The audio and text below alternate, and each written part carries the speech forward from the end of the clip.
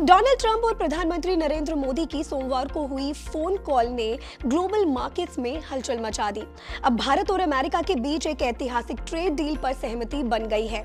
इसके तहत अमेरिका भारतीय सामानों पर लगने वाले रेसिप्रोकल टैरिफ को 25% से घटाकर सीधा 18% कर देगा। पीएम मोदी ने इस पर खुशी जताते हुए कहा कि अब मेड इन इंडिया उत्पादों के लिए अमेरिकी बाजार में रास्ता आसान होगा।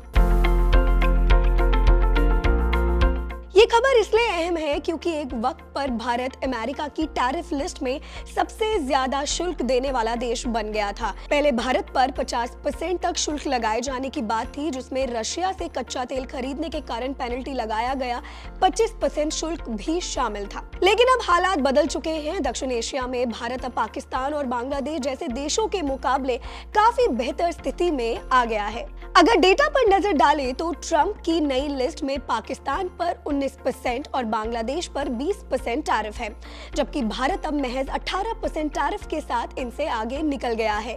दुनिया के अन्य देशों की तुलना करें तो ब्राजील पर 50%, म्यांमार पर 40% और कनाडा, इराक जैसे देशों पर 35% टैरिफ लागू है।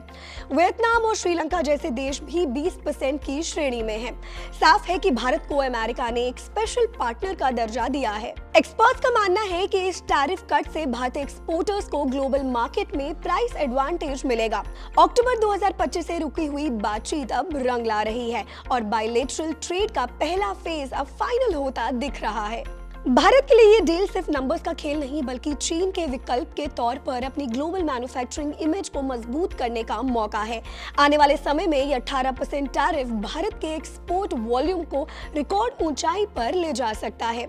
इसको लेकर आपकी क्या राय है, हमें कमेंट्स में जरूर बताएं। एंड टैरिफ से जुड़ी हर एक अपडेट के लिए जुड़े रहें जी बिजनेस के साथ।